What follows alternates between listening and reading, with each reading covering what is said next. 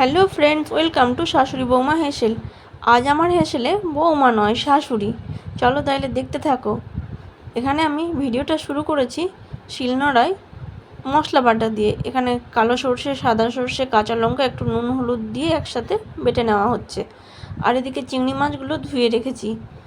দেখো মশলাটা এদিকে আমার বাটা হয়ে গেছে, সেটাকে কড়াইয়ের মধ্যে নিয়ে এক এক করে চিংড়ি মাছগুলো দিয়ে দেওয়া হচ্ছে।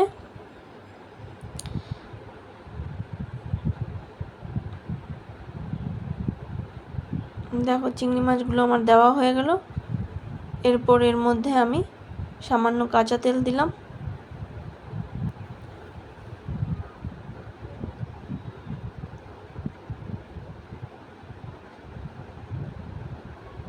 আজ চিংড়ি মাছ ভাপাটা আমার শাশুড়ি মা স্পেশাল হচ্ছে, কারণ এই রান্নাটা আমি নয়, আমার শাশুড়ি মাই করছে।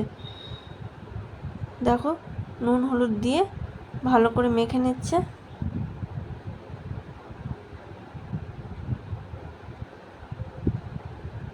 যতই আমরা চামচ ব্যবহার করি না কেন, হাতে না মাখলে আমাদের ঠিক ভালো লাগে না। এরপর একটুখানি মশলা বাটা জলটাও ওর মধ্যে অ্যাড করে দিল।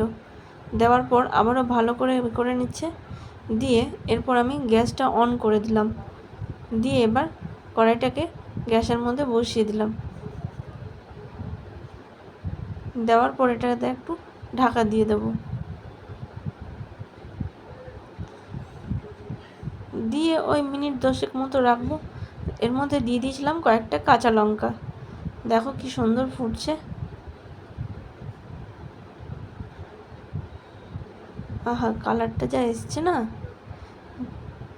গ্যাসটা অফ করে দিয়েছি। এরপর কাঁচা সর্ষের তেল দিয়ে দেব। দিয়ে গরম গরম ভাতের সাথে পরিবেশন করব। তোমাদের কেমন লাগলো আমার এই রেসিপিটি অবশ্যই তোমরা জানিও। আজকের মতো এটুকুই, দেখা হচ্ছে আবার পরবর্তী রেসিপির সাথে। টাটা।